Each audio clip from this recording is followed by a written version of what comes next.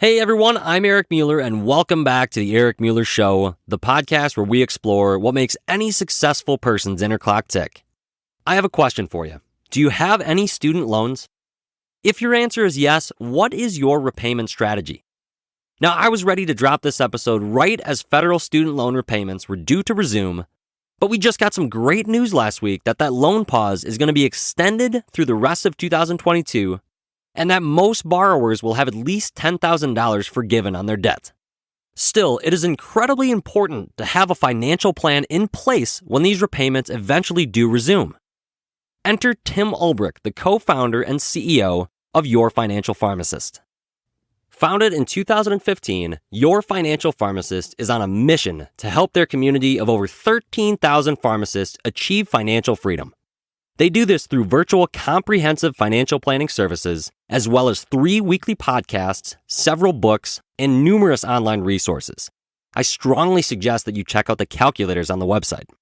Tim Ulbrich received his Doctor of Pharmacy degree from Ohio Northern University, and then he went on to complete a postgraduate residency at The Ohio State University. Currently, he's the host of the Your Financial Pharmacist podcast, which has more than 1 million downloads, and he's the co-author of a book called The 7-Figure Pharmacist, which has more than 5,000 copies sold. Additionally, Tim has presented to over 200 pharmacy associations, colleges, and groups on various personal finance topics. These topics include debt management, investing, retirement planning, and financial well-being. Tim is here today to help you create a plan for your student loan repayment, avoid costly mistakes, and achieve financial freedom. Listen for the biggest mistake that most people make with their student loans and hear whether paying off loans in a lump sum is a good idea. Let's head on over to the interview.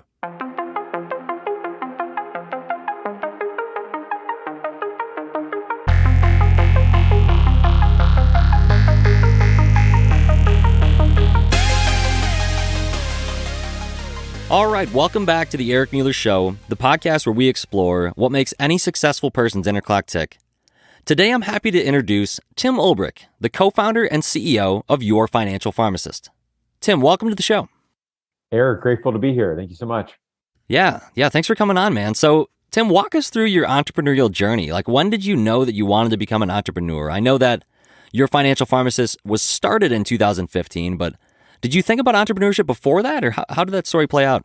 Yeah, journey is probably a really good word and a descriptor. You know, I've always had the entrepreneurial itch, the bug. I grew up in small business. My grandfather started a nursery farm where I grew up in Buffalo, New York.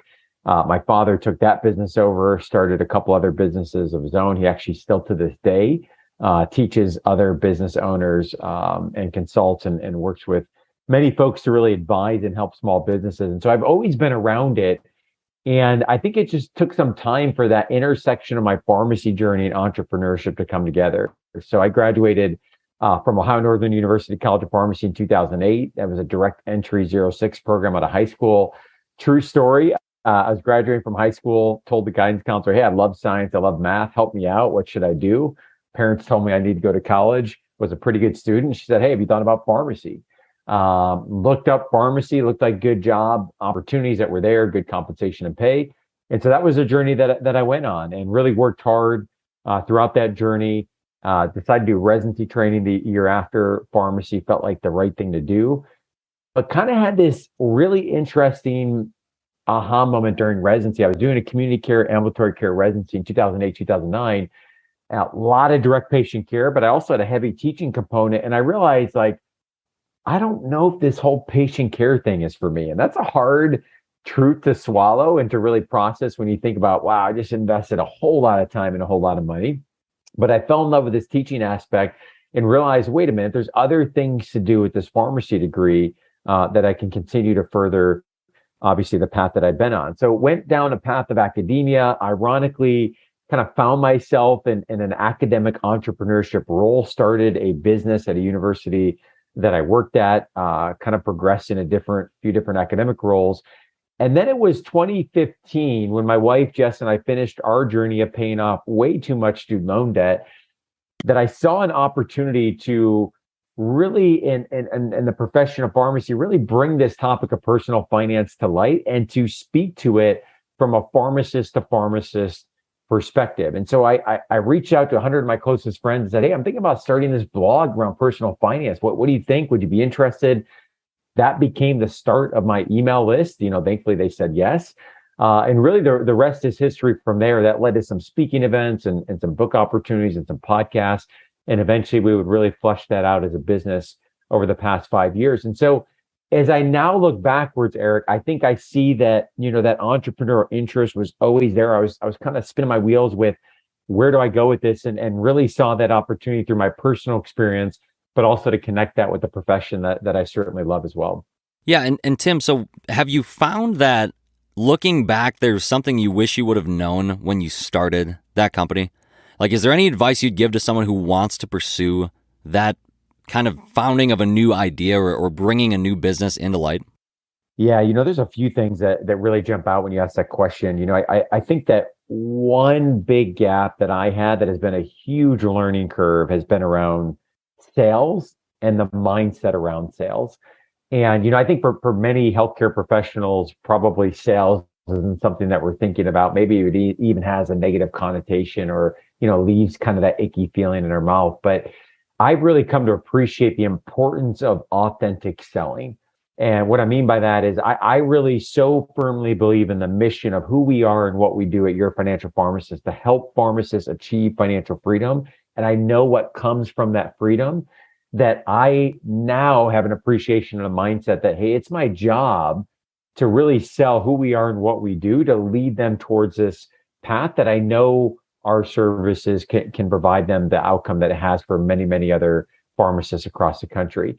And that was a mindset shift. It took time. It took a lot of training. It wasn't just sales training, right? There's a lot of psychology that's been involved there too, and a lot of maturity and I think development. But that one really stands out. Another one I would say that stands out is I think getting comfortable with being uncomfortable. And I know that sounds, cliche, but really getting comfortable with, hey, it's not always going to be perfect, that the stars aren't going to align. Sometimes you just got to take a step forward. You jump in the deep end, you figure it out. Sometimes it works, sometimes it doesn't. You kind of fail forward, you pivot, you learn from that, you grow. And I think when you really begin to have the confidence to do that, that's when you really start to see some of the exponential growth that can happen, not only in your business, but also in your own personal journey. And Eric, that's been something that has been so rewarding for me most recently over the past years. I made the full-time transition into business is as I continue to challenge myself in areas of the business where I need to really grow as the person leading the company, I'm finding that it's a very welcome but unexpected benefit of how I see myself personally growing as a father, as a husband, in terms of who I want to be and my personal development growth as well. So there's a lot I would say that falls into that category, but I think sales, the mindset around that specifically, and then also that point of really getting comfortable with kind of jumping in and figuring it out. And many times that means that, not everything is figured out in advance. Yeah, and I was going to ask you, based on what you had just said, I was going to ask about your family life and if you've noticed transitioning full-time into a business like this and not, maybe working for somebody else. Do you feel like you have more time or less time? How has it affected your family life? Yeah, it's a really interesting question because when I was started YFP in 2015, it really started as a hobby, evolved to a side hustle, and then I would say really got to the point probably around 2019 that it really felt like, wow, this really demands my full-time energy and effort. And that came at a point where I merged with business entities with my now partner, Tim Baker, to really add the planning component. And then we started growing our team. And Eric, at that point, I had this feeling of like, wait a minute, it's not just about us. We've got employees. We've grown now to a team of 13 individuals. And that really brought this feeling of like this business and what we're trying to accomplish needs more of my time and energy and effort. And so for the last 2 years before I made that full-time transition, I genuinely felt like I was working 3 full-time jobs. That was full-time in academia at Ohio State, full-time in the business, and full-time as a father of 4 boys and a husband. And so at this moment, I can honestly say, as I made that transition a year ago, it does feel like I have more time. It does feel like I have more balance. But I think part of that is because, time was really scarce because of the 2 full-time roles and obviously a young family at the time as well. But that has been such a fun transformation. I'll say, even though the hours itself, I feel like I have more time, there's a different mental strain that can come when, loved my work at Ohio State in previous academic roles, but I could walk away, go home.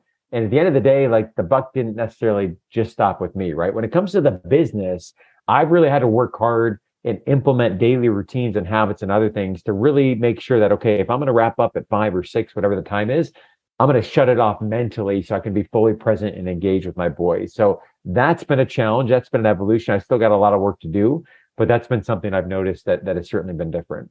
Right. Yeah, I think that's certainly something, maybe some of you listening can resonate with that too. Time blocking or trying to Yeah.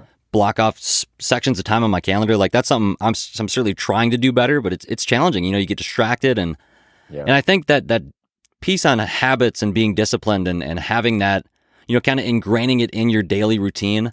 I think that really that perfectly segues into personal finance. So I mean, like, you need to have like healthy habits and spending and saving and investing. Would you recommend that a person who wants to be more fiscally responsible, should they try to make more money or should they try to save more money? If they could only pick one. Oh, I was going to say yes and yes, right? I make more money, save more money. I think that, mathematically speaking, we're obviously going to see if someone's putting away money and they're investing it the right way, we're going to see significant compound growth in that money over the course of time. I'm going to choose make money for the reason that I'm assuming that someone who is going to take that step of and that journey of making more money is also going to be fiscally responsible and put that money to work. So I'm going to kind of dodge your question a little bit. Yeah. But the reason why I say make your money is, I think for many healthcare professionals, I'm going to pick on pharmacists here for a moment, but I think this broadens out beyond just pharmacy, beyond other healthcare professionals even. We tend to put a lot of artificial ceilings in our mind. And I think that comes in part from our training, that comes from kind of industry norms and averages and salaries and other things. And I think it's when you start to break through those by making additional income, by, investing in real estate, by starting a business, by doing these other things, you start to realize, like, whoa, there's a whole other world out there. And let me be clear, it's not just about being rich in terms of dollars, but it's about, how can we build a wealthy life? And money at the end of the day, is a tool.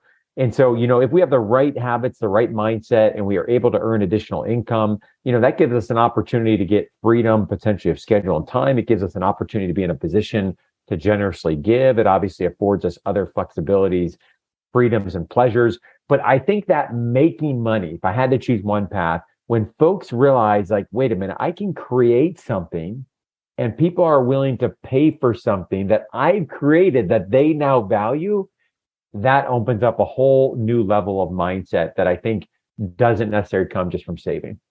Yeah, I think that's like really the piece of the puzzle that I know that I'm still trying to figure out, as far as, finding that niche, finding that needed solution. And I think a lot of entrepreneurs and pre-entrepreneurs are feeling that way. Was there anything that you can, advise to them that you noticed during your own journey when you had that aha moment when you saw finance and pharmacy needed, that solution? Was it a conscious thought process where you sat down and just thought about, how to create something, or was it just something that kind of came to you? It's my first response would be like, pay attention to your intuition and pay attention to what you're hearing from other people. So, 2015, summer 2015, I can remember vividly. I was traveling to a pharmacy convention in Maryland over the summer. And on the plane, I read the book Start by John Acuff. And prior to this moment, I had the thought and idea of, okay, I'm getting towards the end of the debt repayment journey. I love this topic of personal finance. It feels like there's a gap here out in the market. I don't really see anything. I did some, pretty basic market research. So I had these ideas swirling in my mind, but I couldn't really fully flesh out the vision. I didn't know, is there really interest? Is this a topic that people want to hear about it? Who am I, right? I'm not a financial planner expert, whatever that means anyways. And so I had all these doubts begin to creep in. And by the way, like, where do I even begin? And it was that book that really propelled me to say, as he argues in that book, like, you just start, right? You've got all these different ideas, all these different visions, all these different reasons to not do it. But what is the one next step that you can move forward, that even if the whole thing falls apart, like we're seeing if there's other doors that might open up after that. And Eric, for me, that was the step I mentioned of once I decided, okay, I'm going to start writing on this topic and I'm going to start with my own journey because that's the easiest thing to talk about. I read a blog post about building an email list, and the guy who wrote the post, his recommendation was like, hey, the way you start an email list is you message 100 of your closest friends, LinkedIn, Facebook, Twitter, text message, whatever, like ask them, are they interested in receiving your blog, right? And that became the momentum of that email list of the first 100. We've now got a community of over 13,000 pharmacists across the country. But if it wasn't for that first step, there's no way the confidence is there to move beyond that. So, yes, it kind of happened naturally, but there was some nudges, I would say, that were there along the way. And I always had this feeling like I generally come home with business ideas. I would say 2 or 3 probably a week that I'll brain dump to my wife, Jess.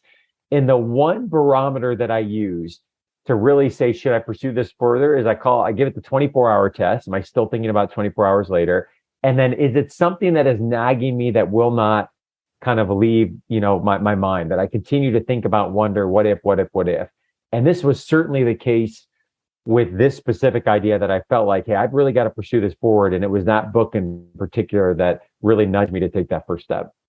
I love that. I think the intuition piece, I think everybody can just kind of feel that, as you're telling that story. It's like, what is that thing that comes to your mind that nags at you, that you really kind of have, that you want to pursue in the back of your mind? Yeah.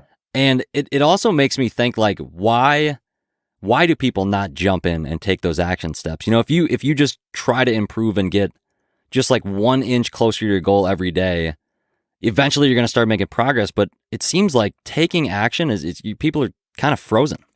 Yeah, they really are. And I think there are a variety of reasons. I think we see from many folks that finances can be a reason, right? They feel paralyzed because of their financial plan. They feel like, maybe they're not in a position to take, some risk, or it's just another thing. It could be, busy schedules and work life. But to be frank, Eric, I think at the end of the day, for most folks, if they're honest with themselves and they look in the mirror, it comes down to a fear of failure. I really believe that.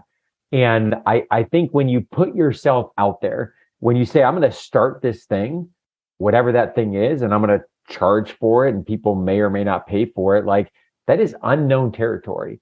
So when I'm in an academic role and I'm making, whatever, $150,000, $160,000, I've got great benefits, I've got, the whole shebang, like that is safe.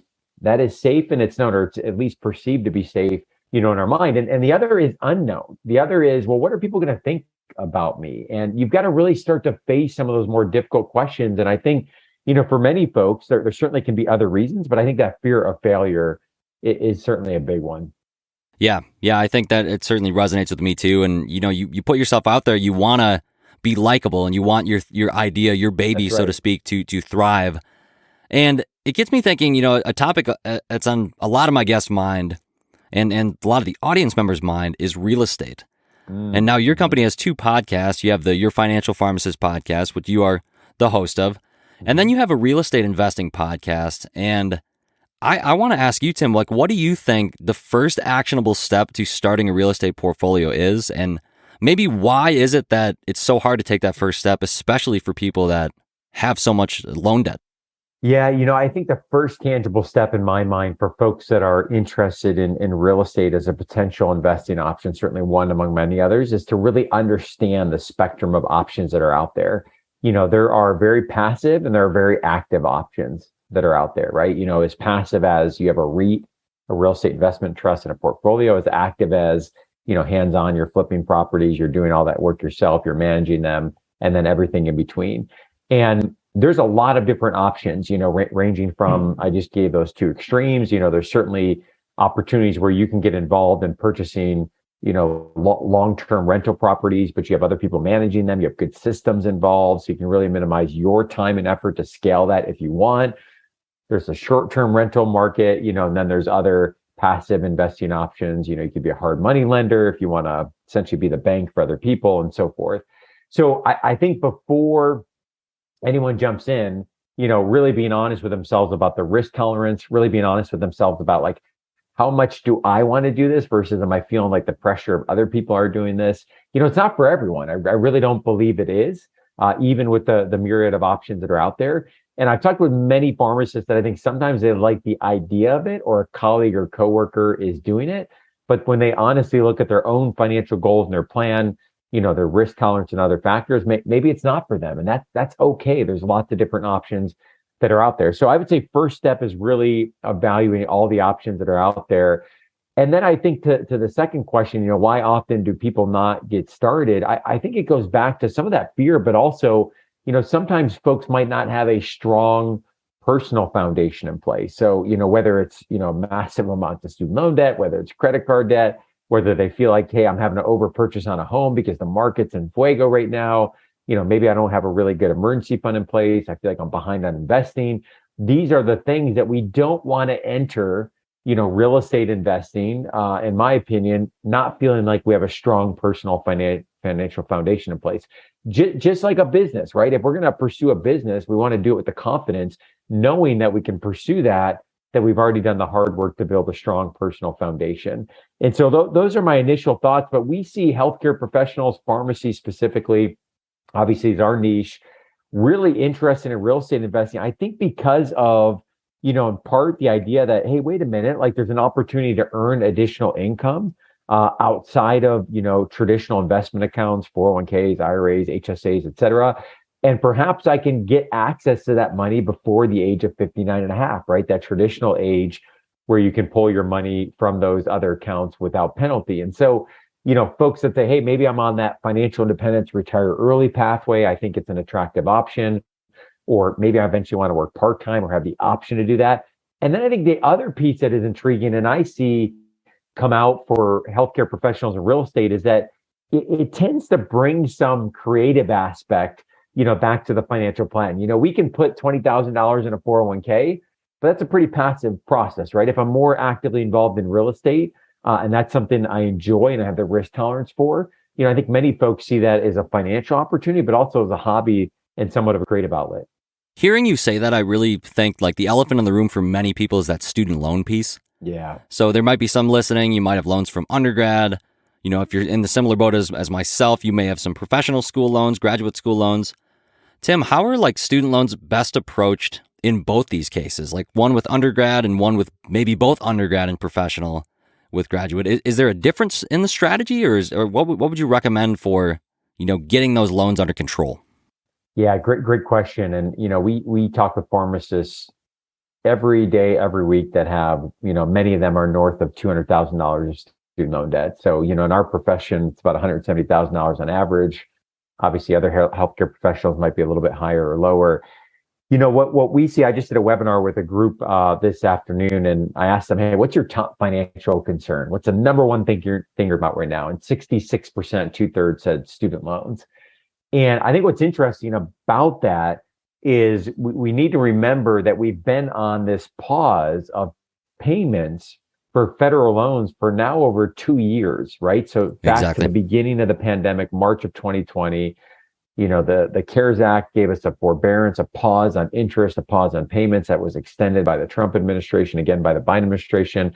And here we are set to expire end of August, although we're awaiting news to see if that's going to be extended further. So I think people are feeling that pressure. We have seen 3 graduating classes that have never made a student loan payment. And so I think folks are feeling that pressure of like, wait a minute, I got big student loan payments. It's a high inflationary time period. Home prices are crazy, and I've got all these other goals that I'm working on.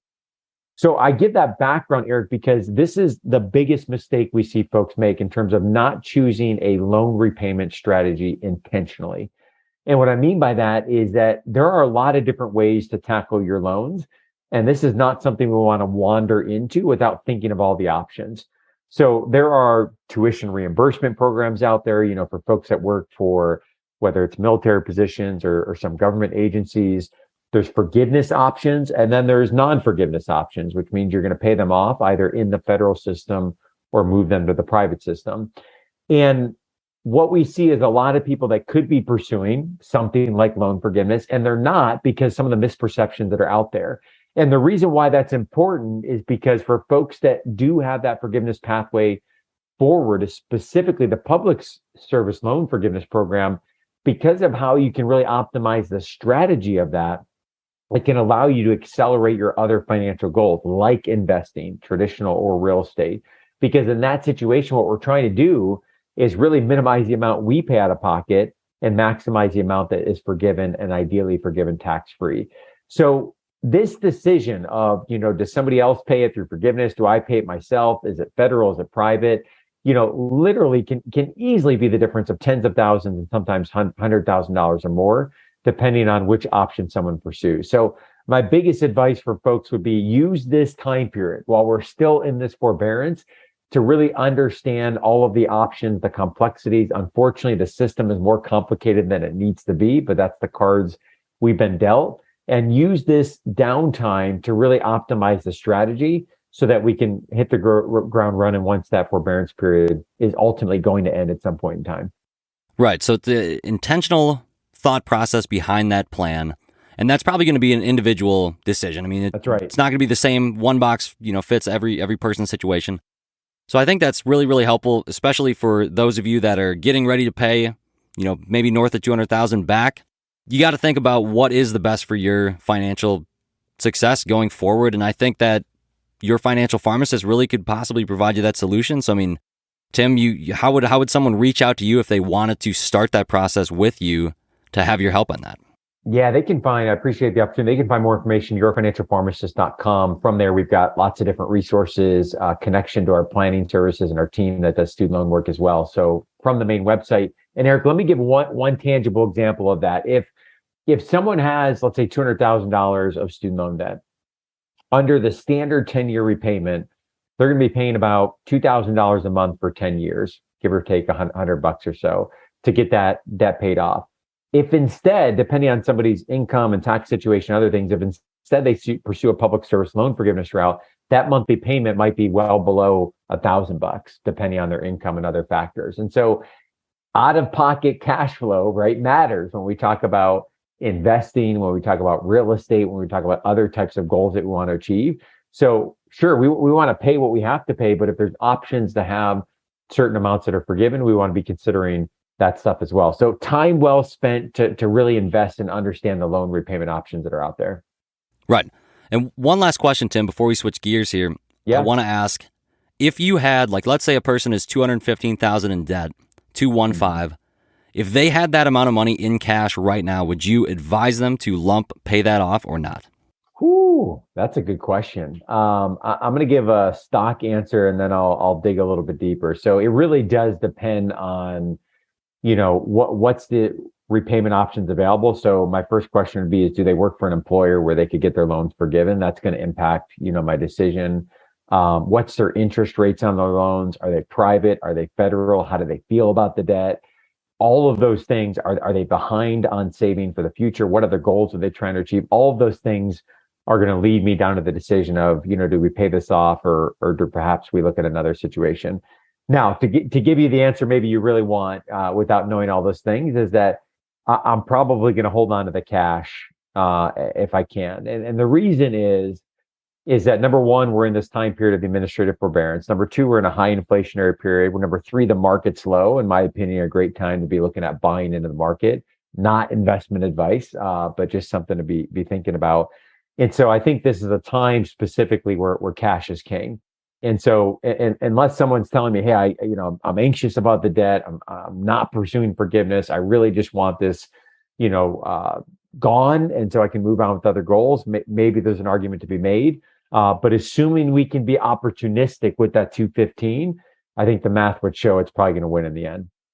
Yeah, I was thinking that was probably how you were going to go with that answer, because that's at least where my mind went. So I'm glad to hear that the financial pharmacist agrees with my thought process there. But yeah, it's kind of like the metaphor of if you bought a $10 million house, you might actually be more, it might be more of a fiscally responsible decision, maybe to not buy the house, but if you did do that, to finance it rather than pay cash, even if you had that much cash, because what is the opportunity cost of that purchase, right?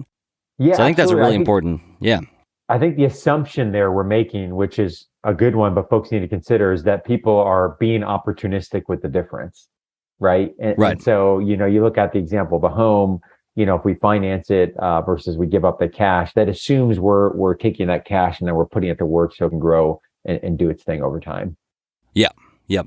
No, that's great, Tim. Thank you so much for the help on that. And hopefully people feel a little bit better about their loan situation after listening to that. And if not, well, maybe it'll get deferred for a little bit longer. Yeah, we'll see. Yeah. So switching gears here, Tim, I have a couple questions for you, kind of more focused on the success piece in general. So really like the goal of the podcast, really explore what keeps successful people driven. What is your personal definition of the term success? Yeah, when I think about success, I come back to, what is the why of what I'm doing? And, I'm a big fan of Simon Sinek's work, start with why, find your why. And for me, specifically as it relates to the business and your financial pharmacist, it's really helping people be in a position of financial wellness and strength so that they can live the best version of their personal and professional lives.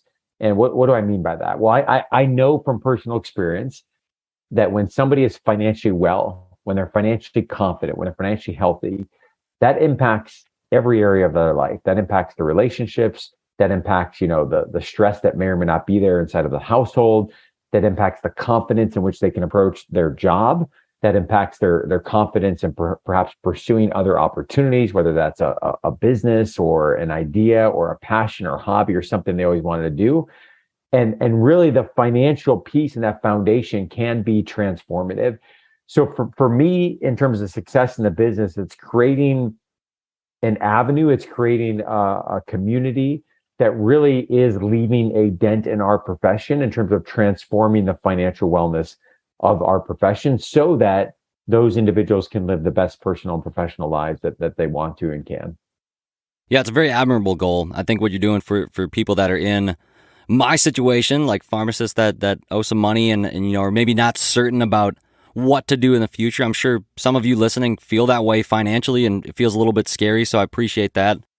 And Tim, like taking it just a bit further. Yeah. And you maybe have an answer similar to what you just shared, but what would be like the single driving force if you could narrow it down to like one force that keeps your inner clock ticking towards that success? So it could be your family. It could be, the fact that you really just need to provide value to these pharmacists. What is that for you?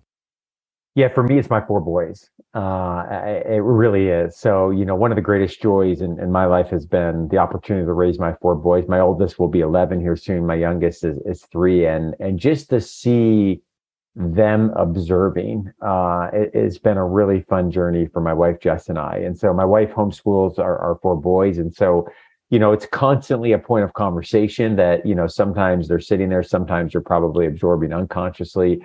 And I'm starting to really see the fruit of that and my older boys specifically, asking questions, coming up with ideas or what about this or what about that? And we're actually getting ready to launch a t-shirt business here soon as a family, in part because of this journey. Not because I necessarily think it's going to be, a 7-figure type of business, but because of the value of what it can mean for us as a family going through that journey together, and also the opportunity to be able to teach them about business or entrepreneurship, whether they pursue their own business or not. I think those are life skills that are so valuable. And so I know I've got 4 boys that are watching, closely.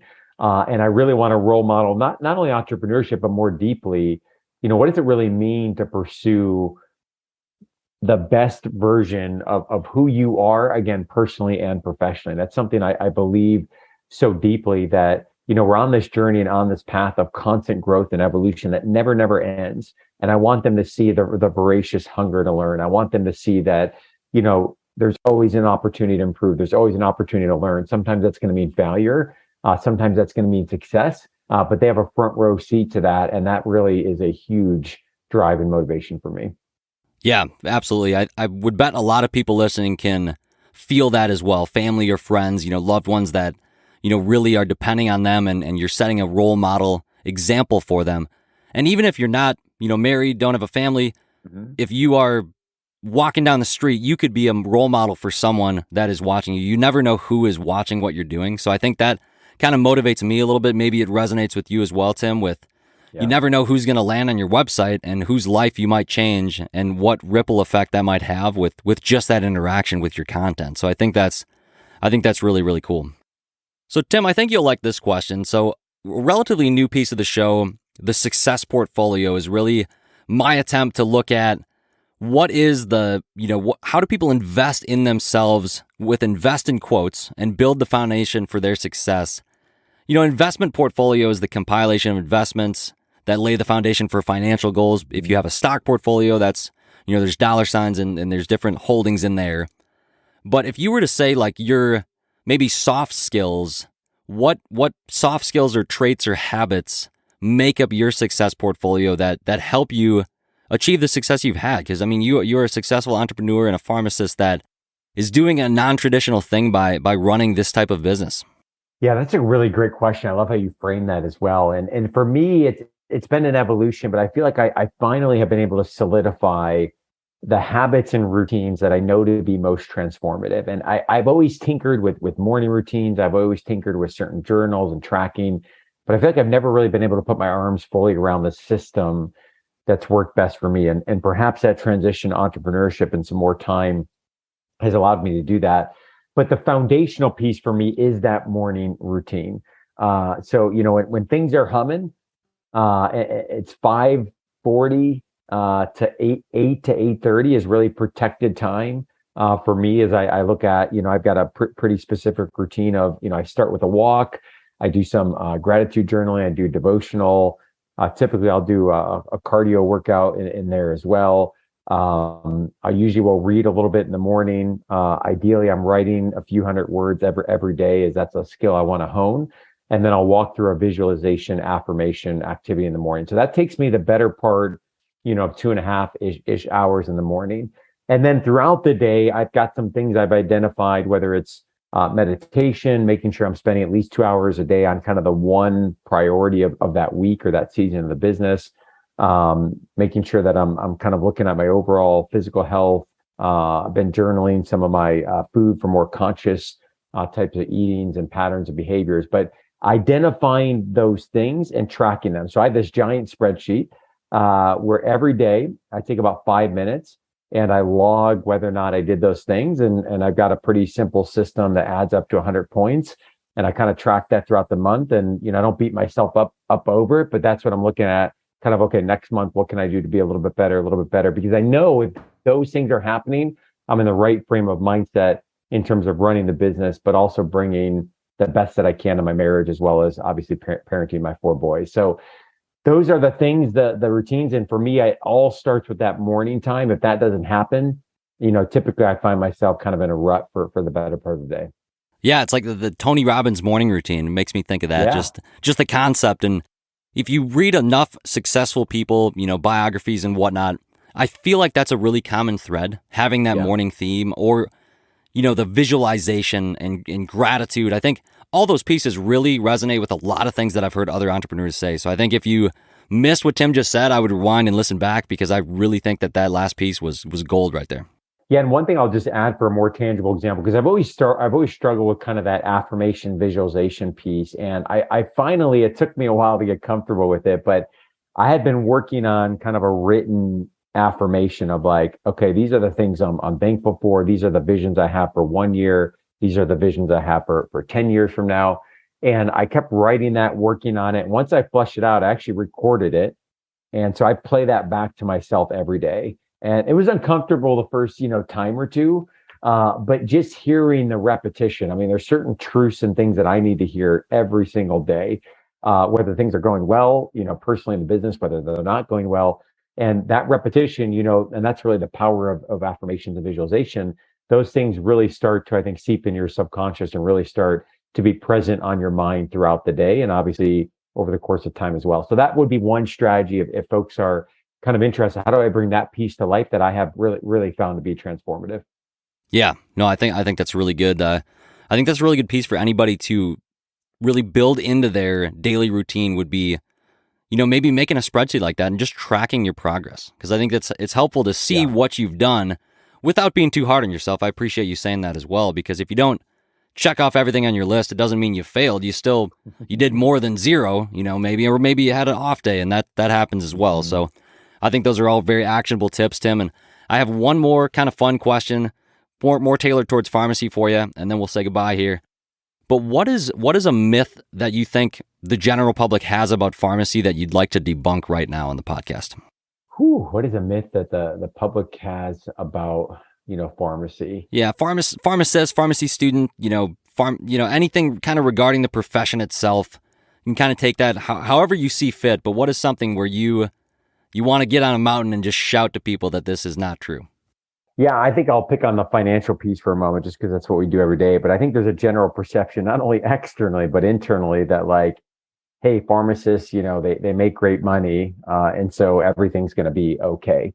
And, I think we know personally, from lifestyle creep and obviously one of the challenges we face in our profession is that for many pharmacists, not all, but for many pharmacists, they make a great income out of the gates, but relatively speaking, that can be pretty flat and sometimes go in the wrong direction when we factor in inflation, especially in a period like we're in right now.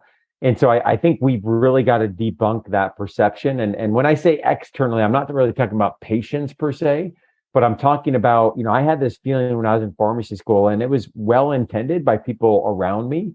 But there was that, perception and rhetoric around like, hey, you're going to be a doctor and you're going to get your white coat and, you're going to make a great income. And all of that is true, but we've got to check that perspective and make sure that that's not the finish line for us, but that we're also challenging ourselves to grow beyond that. And even when we are making a great income and those things are true, we still got hard work to do. Exactly. Wonderfully stated. Well, Tim Ulbrich, thank you so much for being a guest on the Eric Mueller Show today. Really appreciate your time, and we'll look forward to continuing to follow your journey. How can someone best contact you if they want to learn more? Yeah, thanks so much for having me. And folks, probably the easiest way to connect with me would be on LinkedIn, Tim Ulbrich. You can also head on over to yourfinancialpharmacist.com. So thank you so much. Yeah, absolutely, man. Take care.